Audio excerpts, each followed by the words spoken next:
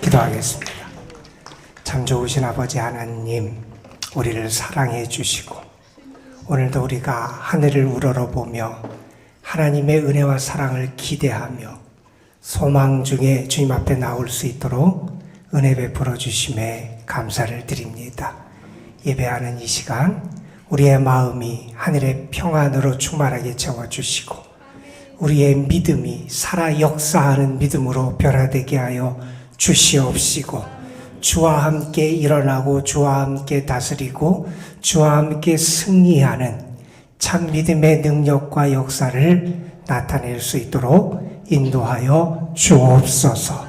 주님을 예배하는 이 시간 우리가 주님만 바라봅니다. 주님만 의지합니다.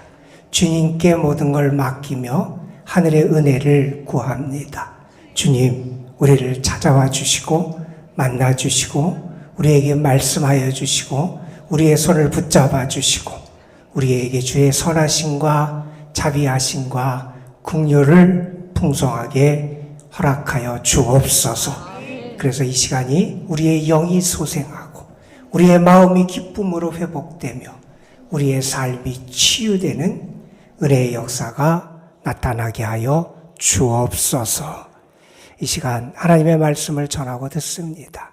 부족한 것을 주께서 가려주시고 하나님의 뜻만이 온전히 증거되게 하시고 말씀을 통하여 주를 만나는 은혜의 역사가 일어나게 하여 주옵소서. 우리 구주 예수 그리스도의 이름으로 기도드리옵나이다. 아멘. 우리가 무언가를 하려고 하면 계획도 잘 세워야 되고 준비도 잘 해야 됩니다. 그래야 실행도 좋은 열매도 맺을 수 있음을 우리는 잘 알지요. 여행을 가려고 해도 출발 준비를 잘해야 어려움 없이 여행의 모든 과정을 잘 마칠 수 있습니다. 먼 길을 떠나려고 하는 사람은 장비를 잘 점검하고 길을 떠나는 것이 지혜로운 모습이라고 말할 수 있을 겁니다. 신앙인이 걸어가는 믿음의 여정에 있어서도 우리가 준비하고 우리가 또한 점검해야 될 것들이 있습니다. 특별히 지금 우리는 사순절을 보내고 있는데 이 사순절을 보내면서 우리가 무엇을 준비하고 무엇을 점검해야 되는지 우리가 좀 하나님의 말씀을 통해서 우리 자신을 되돌아볼 필요가 있을 것 같습니다. 저는 이 사순절을 보내면서 저는 먼저 여러분이 주님의 십자가 앞에 바로 서는 은혜가 있기를 간절히 소망합니다, 여러분. 우리는 십자가 앞에 설 수 있어야 됩니다. 십자가 앞에서 내 자신을 비울 수 있어야 되고 그리고 비워진 나의 심령과 삶을 주님의 은혜와 주님의 보혈로 채울 수 있어야 한다는 겁니다. 우리가 이 경험을 하지 못하기 때문에 우리가 여전히 혼란스럽고 소란스럽게 우리의 인생을 살아가고 있는 것은 아닌지 우리를 돌아볼 필요가 있습니다. 어느 분이 이러한 이야기를 합니다. 왜 소리가 큽니까? 부딪히는 알갱이 때문입니다. 곱게 빠져서 가루가 되면 소리가 나지 않습니다. 내가 여전히 소란스러운 까닭은 내 안에 아직 부서져야 할 것들이 있기 때문입니다. 정말 주님의 십자가 앞에서 내가 죽고 내가 비워지고 주님의 은혜, 주의 사랑이 채워지고 주님이 살아 역사하는 그러한 은혜의 체험이 우리에게 있어야 한다는 겁니다. 또한 이 사순절을 보내면서 우리는 우리의 믿음도 점검해야 됩니다. 우리가 정탐꾼 사건을 통해서 분명히 알 수 있었던 사실이 있습니다. 여호수아와 갈렙이 보여줬던 다른 정탐꾼과의 차이 나는 점이 있었습니다. 그들은 무엇이 달랐느냐? 믿음이 있었다는 겁니다. 하나님이 함께 하신다는 믿음이 있었고요. 하나님이 다스리신다는 믿음이 있었고요. 하나님의 약속의 말씀에 대한 믿음이 그들에게 있었다는 겁니다. 내가 정말 이 사순절기를 보내면서 하나님이 나와 함께 하시고 나를 다스리시고 나를 사랑하시고 구원하시고 하나님의 약속이 우리에게 이루어짐을 믿는 그 믿음이 우리에게 있는지 우리 자신의 모습을 돌아볼 수 있어야 한다는 겁니다. 그리고 또한 우리가 점검해야 될 것이 있습니다. 우리의 생각도 점검해야 된다는 겁니다. 우리는 지난 주일에 민수기 15장 뒷부분의 말씀을 읽었습니다. 거기에서 하나님께서 이스라엘 백성들에게 이렇게 말씀하세요. 너희 겉옷의 옷단 귀에 술을 만들고 거기에 청색 실을 매달아라, 이런 얘기를 하세요. 그리고 그것을 볼 때마다 무엇을 생각하냐? 하나님을 기억하고 하나님의 말씀을 기억하라 하는 말씀을 주셨어요. 여러분, 우리는 하나님을 기억하며 살아가야 됩니다. 우리는 우리의 생각 속에 다른 것이 아니라 하나님을 생각하고 하나님의 말씀을 생각하고 하나님의 말씀을 기억하는 그런 삶을 살아가야 한다는 겁니다. 사순절을 보내면서도 우리는 자꾸 세상 것만을 생각하고 세상 것만을 기억하고 세상 것만을 채우며 살아가는 모습이 우리의 모습이 아니냐는 겁니다. 은혜의 절기에 은혜의 것을 생각하고 영적인 것을 생각하고 하나님을 생각하고 하나님의 약속과 말씀을 생각하고 주의 은혜를 기억할 수 있는 그런 삶이 우리에게 필요하다는 겁니다. 여러분, 그리고 우리가 또한 점검해야 될 것이 있습니다. 우리의 언어도 점검해야 됩니다. 여러분, 이스라엘 백성들이 계속해서 보여주는 모습이 뭡니까? 불평하고 원망하는 겁니다. 우리가 광야에서 죽게 됐다. 하나님이 우리를 칼에 말아서 죽게 하시려고 이곳으로 인도했다. 그들이 그렇게 탄식하고 원망합니다. 그들의 말대로 그들의 세대는 광야에서 끝나고 맙니다. 여러분의 언어는 어떻습니까?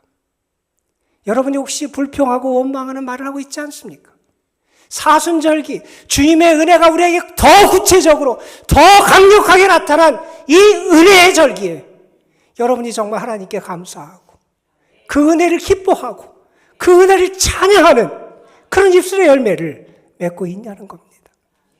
여전히 불평하고 원망하고 있지는 않은지, 주님은 우리를 용서하고 사랑해 주셨는데 누군가를 비난하며 정죄하고 있지는 않은지, 허세를 부리고 헛다한 말로 우리의 입술을 더럽히고 있지는 않은지 우리의 언어를 돌아볼 수 있어야 한다는 겁니다. 그리고 이 사순절기에 우리가 점검해야 될 또 다른 사항이 있다고 한다면 내가 지금 어디에 있는지 내가 선 자리를 돌아보고 점검할 수 있어야 합니다. 오늘 본문이 우리에게 가르쳐주는 교훈이 바로 이 교훈입니다. 이 세상 모든 것은 저마다의 제자리가 있습니다. 눈은 눈의 자리가 있고요. 입은 입의 자리가 있고 코는 코의 자리가 있습니다. 학생은 학생의 자리가 있고 교사는 교사의 자리가 있습니다. 사람이 산다는 것은 제 자리에서 그가 맡음과 역할과 책임과 사명을 다하면서 살 때 그 삶이 아름답다고 말할 수 있을 겁니다. 어느 분이 더러운 것을 이렇게 정의를 내렸습니다. 뭐가 더러운 거냐? 그분은 이런 말을 합니다. 제자리에 있지 않는 것이 더러운 거다. 이런 얘기를 했어요. 여러분, 한번 쉽게 생각해 보세요. 밥이 밥그릇에 있으면 깨끗해요. 그 밥이 땅 위에 떨어져 있으면 더러워지고 오염되어 있다고 말할 수 있을 겁니다. 여러분, 한때 많이 기사로도 나왔고 그분의 인터뷰가 많이 영상으로도 알려져 있는 철도원이 한 분 계십니다. 김행균이라고 하는 철도원입니다. 그분이 2003년에 영등포역에서 근무하고 있었습니다. 근무하던 도중에 선로에 있던 아이를 구하려다가 큰 사고를 당하게 됩니다. 다행히 아이는 구했는데 이분의 왼쪽 발목과 오른쪽 발등 아래가 잘려나가는 끔찍한 사고를 당하게 됩니다. 접합수술을 했는데 잘 안 됐어요. 그래서 의족을 달고 생활해야 됐습니다. 주위에서는 그분에게 그런 얘기를 합니다. 큰 일을 당했으니 앞으로 일에 복귀하더라도 앉아서 일하는 사무직 일을 해라. 이렇게 그에게 충고를 합니다. 그러나 그분은 현장으로 돌아가고 싶었습니다. 재활 기간이 짧지 않았습니다. 3년 가까운 재활과 적응 기간을 거쳐서 현장으로 복귀합니다. 아침부터 퇴근 때까지 시설을 관리하고 순찰하고 사람들을 돕는 일은 결코 쉬운 일이 아니었습니다. 건강할 때도 쉽지 않은 일이었는데 그분은 이제 더 많이 이전보다 힘듦을 느낍니다. 그러나 그는 그렇게 말합니다. 이 자리가 내가 있어야 할 자리고 이 일이 내가 해야 될 일이기에 나는 행복합니다. 여러분이 있어야 할 곳이 어디라고 생각하십니까? 여러분이 서야 할 곳이 어디라고 생각하십니까? 사람은 그가 어디에 있는지에 따라서 그의 됨됨이를 나타내기도 하고요. 그가 서 있는 자리가 그 사람의 인생을 표현하기도 합니다. 신앙인이 서 있는 자리는 어디여야 합니까? 신앙인이 서 있어야 하는 자리는 어디여야 한다고 여러분은 생각하십니까? 오늘 우리는 민수기 16장의 말씀을 읽었습니다. 이 민수기 16장은 이스라엘 백성들의 반란과 그 반란에 대한 하나님의 심판, 그리고 반란이 낳은 질병을 속죄하는 치유의 이야기를 전하는 게 이 민수기 16장의 내용입니다. 고라 자손이라고 하는 레위인이 있었고 또 다단, 아비람 뿐만 아니라 이스라엘 백성의 지도자라고 하는 족장들 250명이 모세와 아론을 향해서 반기를 드는 사건이 벌어지게 됩니다. 모세와 아론의 지도력에 반기를 든 표면적인 그러한 사건이었지만 그 내면에는 그들의 시기와 질투가 담겨 있었습니다. 누가 더 큰가? 아니, 왜 너는 나보다 더 큰 역할을 감당하는가? 라고 하는 불평과 시기가 자리 잡고 있었습니다. 사람들은 모세와 아론을 향해서 이렇게 비난을 합니다. 너희가 분수에 지난다. 왜 너희가 그렇게 대접을 받고 너희가 그렇게 높은 자리를 차지하는지 마음에 안 든다는 겁니다. 또한 이런 얘기도 합니다. 여호와께서는 회중 속에 계신다. 하나님이 너희하고만 함께하는 게 아니라 우리 가운데, 회중 가운데도 하나님이 계신데 왜 너희만 특별한 존재처럼 그렇게 대우를 받느냐는 겁니다. 너희가 어찌하여 여호와의 총회 위에 스스로 높이느냐? 사람들은 모세와 아론을 향하여 이렇게 비난하고 그들을 고발합니다. 여러분, 고라는 자기가 맡은 일이 너무 작다고 생각하고요. 자기에게 더 큰 직분, 더 큰 일, 자리가 주어지기를 요구합니다. 물론 여러분 그렇죠. 우리가 일거리를 나누어 하는 것은 결코 나쁜 일도 아니고 잘못된 것도 아니에요. 큰 짐을 함께 나누어지는 것은 오히려 더 바람직한 모습일 겁니다.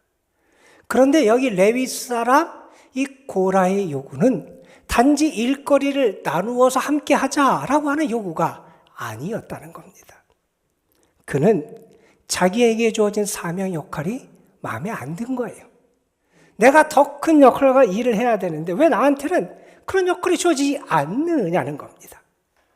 너도 나도 다 같이 레위 사람인데 왜 당신 아론만 제사장으로 그 큰 일을 감당해야 되느냐 하는 불만을 터뜨리고 있는 겁니다. 여러분, 예수님께서 달란트 비유라는 비유를 제자들에게 하신 적이 있어요. 어느 주인이 외국으로 떠나면서 자기 종들에게 달란트를 맡기고 갑니다. 5달란트, 2달란트, 1달란트를 각각 맡기고 갑니다. 5달란트와 2달란트를 받은 사람은 자기 주인의 기대에 부응하기 위하여 그걸 가지고 최선을 다하여 많은 것을 남기는 결과를 가져옵니다. 그러나 1달란트를 받은 사람은 자기가 받은 게 만족스럽지 않습니다. 아니, 왜 나한테는 1달란트만 줬냐는 겁니다. 그것을 그냥 묻어놓습니다. 나중에 그는 주인의 꾸중을 받습니다. 여러분, 내가 1달란트 받은 것도 주님이 나에게 주신 큰 은혜요. 나의 책임이고 사명임을 간과해서는 안 된다는 겁니다. 여러분, 우리는 나에게 주어진 그것에 감사할 수 있어야 돼요. 그리고 내가 그 맡은 바 소임을 최선을 다해서 감당하는 그런 모습을 보일 수 있어야 한다는 겁니다. 자, 이 위기의 때에 모세가, 그리고 나중에 우리가 또 보겠지만 또 다른 위기의 때에 모세와 아론이 보여준 믿음의 모습이 우리에게 많은 교훈을 줍니다. 지금 모세와 아론이 도전을 받습니다. 그의 지도력이 위기에 빠집니다. 많은 사람들이 모세와 아론을 향해서 비난하고 비판을 가합니다. 여러분, 그때 모세가 어떻게 했는지 아십니까? 16장 4절 말씀에 보면 그때의 모세의 모습을 이 한 단어로 표현합니다. 엎드렸다. 이렇게 말합니다. 여러분, 우리가 고난을 만나고 위기를 만나고 도전을 받을 때 우리의 첫 반응은 어떤 모습으로 나타납니까?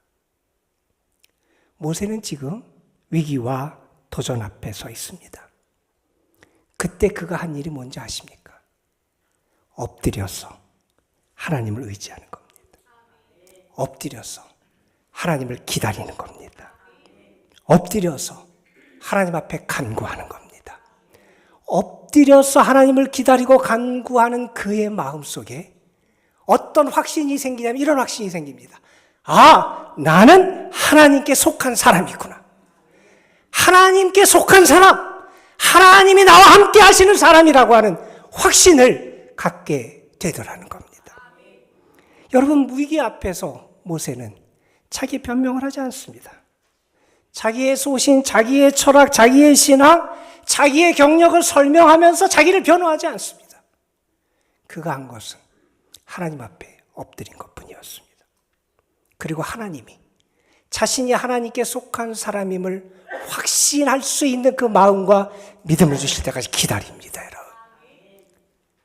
자, 오늘 우리는 민수기 16장 41절부터 50절까지의 말씀을 함께 읽었습니다. 이 말씀은 특별하게 아론이라고 하는 제사장의 사명과 역할을 우리에게 깨우치는 말씀이에요. 고라 자손을 중심으로 해서 일어났던 반란 때문에 아론은 큰 상처를 받습니다. 제사장의 고유한 권한, 직분, 역할에 대해서 사람들이 시기 질투하고 그를 미워했기 때문에 그 질책과 시기로 말미암은 큰 상처를 받게 됩니다. 그들만 모세와 아론을 비난한 게 아니라 나중에 보면 이스라엘의 지도자라는 사람들까지도 모세와 아론을 비난합니다. 하나님이 어떻게 하셨는지 아십니까? 하나님이 그들을 치십니다. 징벌하십니다. 16장 30절에 보면 하나님의 징벌이 얼마나 무섭게 나타나는지 이렇게 표현합니다. 고라와 다단과 아비람이 땅속으로 산채로 직행해 갔다는 겁니다. 하나님이 아주 엄하게 그들을 형벌로 처벌하십니다. 그렇더니 이제 이스라엘 백성이 그것을 보면서 그들의 죄를 뉘우치고 그들이 하나님 앞에 잠잠해야 될 텐데 이스라엘 온 회중이 이번에는 들고 일어나는 겁니다. 모세 앞에, 아론 앞에 달려나옵니다. 오늘 우리가 읽은 말씀은 바로 이 상황에서 시작하고 있습니다. 온 회중이 모세와 아론을 향해서 찾아와서 말합니다. 너희가 여호와의 백성을 죽였다는 거예요. 아니, 모세와 아론이 죽였습니까? 그들의 죄값을 받은 건데, 하나님이 그들을 징벌하신 건데, 적반하장도 유분수지. 그들이 모세와 아론을 향해서 너희 때문에 이스라엘 족속이 저렇게 죽고 너희 때문에 이스라엘 백성이 몰살을 당했다고 모세와 아론을 원망합니다. 그리고 분에 차서 모세와 아론을 죽이려고 달려듭니다. 여러분, 오늘 말씀 41절, 42절에 그때의 상황을 이렇게 설명합니다. 이튿날 이스라엘 자손의 온 회중이 모세와 아론을 원망하여 이르되 너희가 여호와의 백성을 죽였도다 하고 회중이 모여 모세와 아론을 칠 때 회막을 바라본즉 구름이 회막을 덮었고 여호와의 영광이 나타났더라. 여러분, 이때 사람들이 자신들을 죽이려고 달려드는 이때 절체절명의 위기의 상황에서 모세와 아론이 무엇을 했는지 주목해 보십시오. 회막을 바라봅니다. 회막은 뭡니까? 성막의 다른 이름입니다. 하나님이 계신 곳입니다. 하나님을 섬기는 곳이고 하나님의 임재를 상징하는 곳이고 이스라엘의 광야 생활을 할 때 그 중심에 모시며 그들과 늘 동행했던 이동식 성소가 이 회막 성막입니다. 왜 회막이라고 부르느냐? 그 성막 앞에서 이스라엘 전체 모임을 가졌기 때문에 회막이라는 이름으로 불려집니다. 회막을 바라봤다는 거예요. 무슨 얘기입니까? 하나님의 은혜를 구하는 겁니다. 하나님의 임재 앞에 매달리는 겁니다. 하나님 앞에 자신을 맡기는 겁니다. 그 회막을 향해서 자기의 얼굴을 늘려서 그 회막을 바라봅니다. 하나님께 도움을 구하고 있는 겁니다. 왜요? 생명줄이 하나님께 있기 때문입니다. 구원은 하나님이 주시기 때문입니다. 여러분, 어려울 때 여러분 어떻게 하십니까? 어려울 때 우리는 많은 경우에 사람을 찾고 사람에게 매달리는 것으로 그칠 때가 많이 있습니다. 모세와 아론이 우리에게 보여주는 모습이 있습니다. 우리가 찾아야 될 분은 하나님이시고요. 우리가 해야 될 것은 그 하나님의 은혜를 구하고 도우심을 구하고 하나님께 매달리는 거라는 겁니다. 하나님께 향할 수 있어야 된다는 겁니다. 저는 여러분이 하나님을 향하여 여러분의 얼굴을 돌릴 수 있기를 바랍니다. 여러분의 마음이 하나님께 향할 수 있기를 바랍니다. 이 사순절기에 세상을 향하고 세상을 바라보고 세상을 의지했던 여러분이 하나님께 다시 향할 수 있는 그런 믿음의 역사가 나타나기를 주님의 이름으로 축원합니다. 여러분, 오늘 말씀은 특별히 우리에게 아론의 사명을 잘 보여주는데 이 일로 말미암아 이스라엘 백성들에게 어떤 일이 일어났냐 하면 하나님이 그들을 다시 징계하시는 연병이 그들의 가운데 확산되는 일이 벌어지게 됩니다. 연병이 온 회중 사이를 퍼지고요. 사망자가 속출하게 됩니다. 그때 모세는 아론에게 오늘 말씀 46절에서 이렇게 당부합니다. 너는 향로를 가져다가 제단의 불을 그것에 담고 그 위에 향을 피워가지고 급히 회중에게로 가서 그들을 위하여 속죄하라. 지금 모세가 아론에게 이스라엘 백성이 살 길을 가르쳐 줍니다. 하나님의 분노를 없앨 수 있는 하나님의 방법을 가르쳐 줍니다. 그건 다른 것이 아니라 속죄하는 거라는 겁니다. 우리식으로 표현하면 회개하는 거라고 말할 수 있을 겁니다.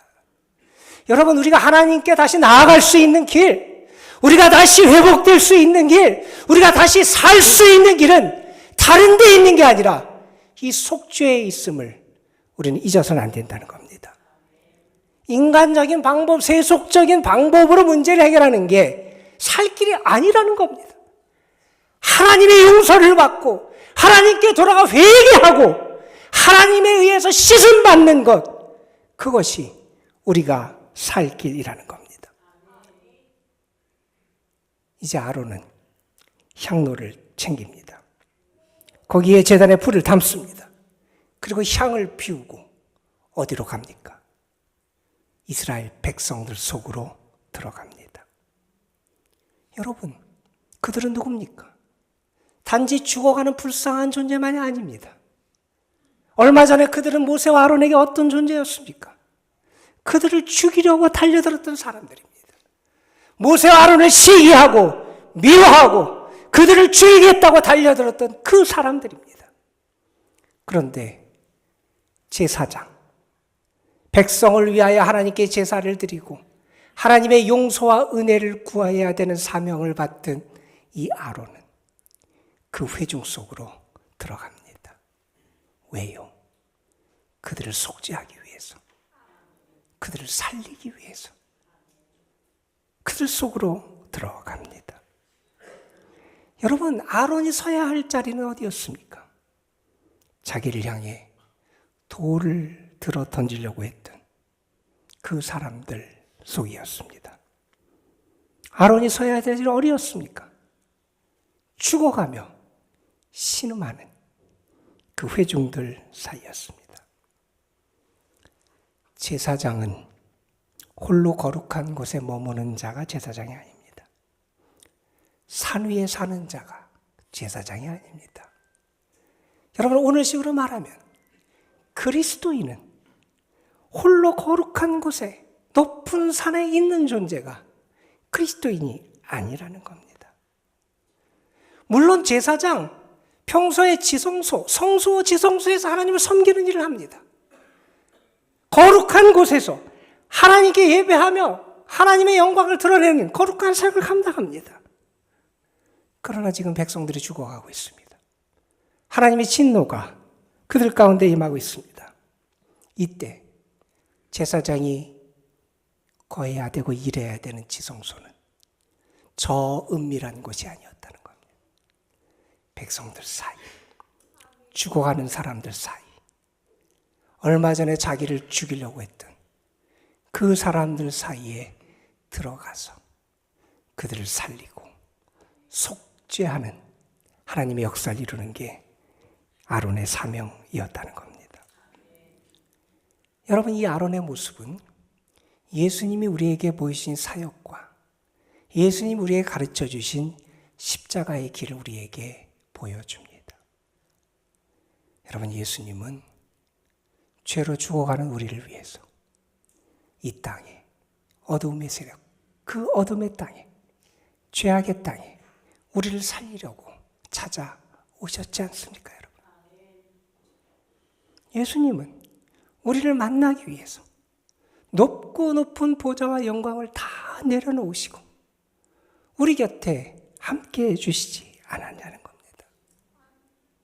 우리를 속죄하기 위하여 자신의 모든 것을 내어주시며 우리를 살리신 게 주님의 은혜가 아니냐는 겁니다. 여러분, 이 아론의 사역은 예수님의 십자가를 통해서 완성되게 됩니다. 우리를 찾아와서 산자와 죽은 자 사이에서 우리의 참된 중보자가 되시는 분은 우리 예수님이십니다. 예수님은 우리를 위해서 이 땅에 찾아오셨습니다.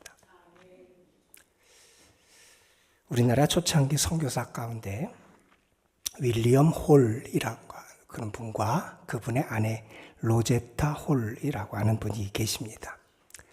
먼저 아내 되는 분이 먼저 우리나라의 선교사로, 의료 선교사로 오게 됐는데 그분이 1890년에 우리나라에 왔어요.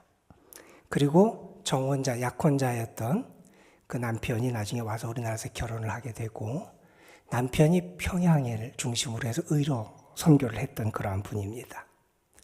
자, 그분이 결혼해서 살다가 청일전쟁 때 평양에 많은 부상자들이 있고 또 환자들이 발생하고 전염병이 돌 때 그 사람들을 치유하다가 이분도 병에 걸려서 1894년에 남편이 하나님의 부르심을 받습니다.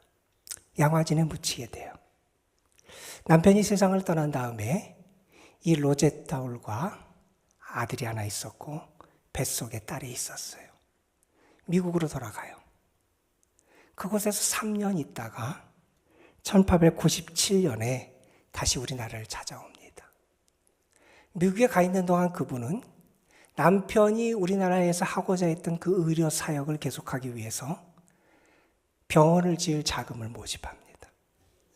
그래서 우리나라에 다시 들어와서 평양에 병원을 세우고 평양에서 20년 동안 의료 사역을 하게 됩니다. 그 후에 이분이 서울에 와서 이제 그의 후학들, 여자 의사들을 양성하는 일에 그 힘을 쏟았던 그러한 삶을 살아가게 됩니다. 1935년에 우리나라 사역을 마치고 미국으로 돌아갔고요. 1951년에 미국에서 세상을 떠나게 되는데 남편 곁에 묻히기를 원해서 양화진에 남편과 함께 합장되게 됩니다. 그분이 1890년에 우리나라에 왔는데 우리나라에 왔을 당시에 그분의 일기에 기록된 내용입니다. 나는 무엇보다 내 의무를 다하고 싶다. 그 의무가 아무리 보잘것없고 내키지 않는 것일지라도 나는 주님이 원하시는 곳에 지금 내가 있다고 생각한다. 그리고 잠잠히 기다리다 보면 왜 이렇게 인도하셨는지를 알게 될 것이다. 의사로서 미국에서 화려하고 편안한 삶을 살 수 있었습니다. 그런데 이 땅을 찾아옵니다. 남편이 이 땅에서 몇 년 사역도 하지 못하고 병으로 세상을 떠납니다. 남편을 잃은 땅, 다시 찾아오고 싶지 않았을 텐데 이 땅에 다시 찾아와서 40여 년간 이 땅과 이 땅의 사람들을 위해서 헌신하는 삶을 살아갑니다. 왜 그랬을까요? 왜 이 땅에 다시 왔을까요? 왜 이 땅을 찾아왔을까요? 그녀의 일기에 적은 대로 그분은 이 땅이 주님이 그분에게 있기를 원하시는 땅이라고 믿었기 때문입니다. 여러분, 예수님은 우리를 살리시려고 우리의 죄를 속죄하시기 위해서 하늘 보좌를 버리고 이 땅에 오셨습니다. 우리를 찾아오셨습니다. 그 예수님 때문에 우리가 구원을 얻고 하나님의 자녀가 되는 은혜를 누리게 됐습니다. 죽어가는 이스라엘 백성들, 그들을 살리기 위하여 하나님은 모세를 통하여 제사장 아론을 그들 곁에 보내서 연병이 그치고 그들이 속죄받을 수 있는 하나님의 일꾼으로 아론을 세워주셨습니다. 여러분, 우리가 서야 될 자리가 어디입니까? 우리가 있어야 될 자리가 어디입니까? 여러분은 정말 지금 그 자리에 있으십니까? 사순절입니다. 내가 주의 사랑과 은혜를 받은 것 물론 감사한 일입니다. 그러나 또한 주님이 우리를 보내셔서 속죄의 은혜를 나누고 누군가를 살리고 회복시키기를 원하시는 주님의 뜻이 있음을 우리는 잊어서는 안 될 겁니다. 저는 이 사순절을 보내면서 저는 여러분이 있어야 될 자리, 하나님이 여러분이 서 있기를 원하시는 자리가 어딘지를 찾을 수 있었으면 좋겠습니다. 그리고 그 자리에 서서 하나님의 역사, 속죄의 역사, 치유의 역사, 살리는 역사를 행하는 하나님의 사람들이 되시기를 주님의 이름으로 축원합니다. 여러분, 우리 찬양 한 곡 부르고 우리 기도하는 시간 갖지요. 주의 손에 나의 손을 포개고, 여러분 아시는 찬양일 겁니다. 주보혈 날 정결케 하고 주보혈 날 자유케 하니, 주 앞에 나의 배하는 이 시간 나의 모든 것을 주께 드리네. 주님의 은혜 생각하면서 또 우리 사명 생각하면서 함께 찬양합니다.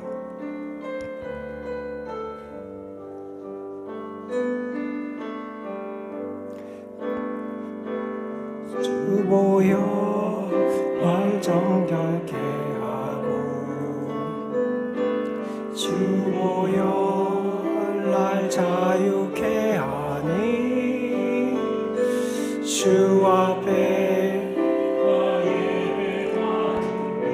시가 나의 모든 것을 주께 드리니, 주의 손 날 위에 지키셨고 주의 발 날 위에 맡기셨으니, 이제는 내가 사는 것이 아니요 오직 주를 위해 사는 것이라.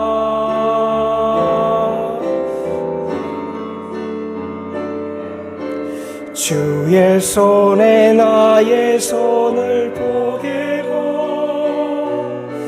주의 발에 나의 발을 포개요.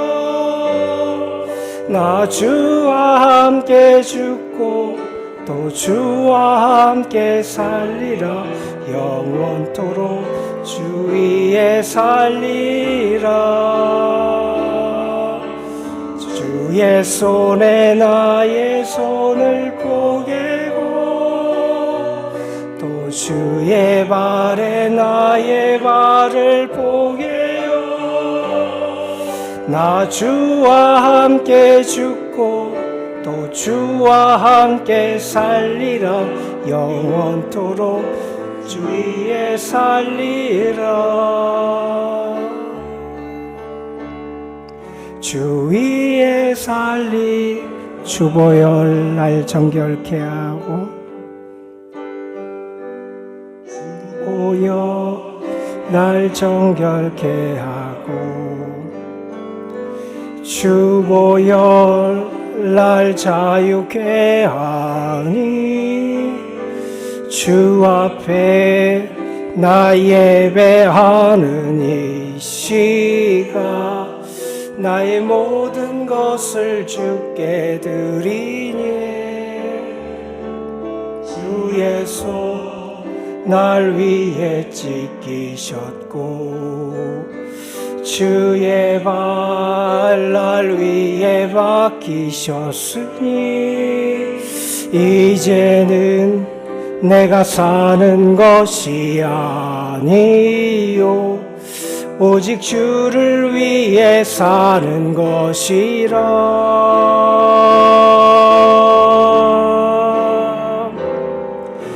주의 손에 나의 손을 포개고 또 주의 발에 나의 발을 포개요. 나 주와 함께 죽고 또 주와 함께 살리라. 영원토록 주 위에 살리라. 주의 손에 나의 손을 포개고 또 주의 발에 나의 발 포개요. 나 주와 함께 죽고 또 주와 함께 살리라. 영원토록 주 위에 살리라. 주 위에 살리라. 오늘 우리에게 주신 말씀 기억하면서 잠시 기도하는 시간 갖기 원합니다. 주님은 나에게 내가 어느 자리에 서서 어떤 일을 하기를 원하실까? 우리에게 지혜 주셔서 주님의 마음과 뜻을 알고 우리가 그 주님의 뜻에 순종할 수 있는 그런 믿음의 사람 되게 하여 주옵소서. 우리 잠시 주님 앞에 말씀 붙잡고 기도합니다. 하나님, 오늘도 우리를 불러주셔서 감사합니다. 주님은 우리를 살리려고 하늘 보좌를 버리고 이 땅에 오셨고 주님은 우리를 회복시키기 위하여 자신의 생명을 내어주시고 우리를 살려주셨는데 우리는 산 위에만 머물러 그러고 편안하고 안정된 곳에만 머물러 그러며 하나님의 뜻을 잊고 살아갈 때가 많이 있었음을 고백합니다. 하나님, 우리가 있어야 될지를 아는 지혜를 주시고 하나님 우리에게 기대하시는 삶과 열매가 무엇인지 알 수 있는 지혜를 우리에게 더해 주시길 원합니다. 주님 우리에게 가르쳐 주신 십자가의 제 생명의 길을 우리도 걸어갈 수 있게 도와주시고 주와 함께 살아가며 하나님의 영광 드러내며 구원의 열매를 맺어가는 믿음의 사람 되게 하여 주시옵소서. 이 사순절 주님이 나에게 내가 서기를 원하는 그곳에 내가 설 수 있게 하시고 그곳에서 내가 주님을 위하여 살아가는 귀한 삶을 살아갈 수 있도록 도와주옵소서. 하나님은 모세를 통하여 죽어가는 이스라엘 백성을 속죄하도록 죽음이 있는 자리 바로 직전까지 모세와 아론을 해하려고 했던 원수 같은 사람들이 있는 자리로 아론을 보내셔서 그들을 치유하고 살리고 회복시키고 속죄하는 사역을 이루게 해주셨습니다. 예수님은 우리를 살리기 위해 하늘보좌를 버리셨습니다. 예수님은 우리를 살리기 위하여 자신의 생명까지 내어주셨습니다. 죄악의 땅에 찾아오셨고 죄와 멸망의 길을 걸어가는 우리를 살리기 위하여 이 땅에 찾아오셨습니다. 이 사순절기 우리가 주의 은혜를 알게 하시고 주의 사랑을 알게 하시고 그 주님이 우리에게 부르시는 부름도 들을 수 있게 하여 주시고 주님이 우리에게 우리가 어떤 자리에 있길 원하시는지 우리가 누구를 만나 어떻게 그를 살리기를 원하시는지 주의 마음과 뜻도 알게 하여 주시고 우리가 있어야 될 자리에서 해야 될 일을 통해 하나님의 영광과 구원의 역사를 이룰 수 있도록 인도하여 주옵소서. 우리 구주 예수 그리스도의 이름으로 기도드리옵나이다.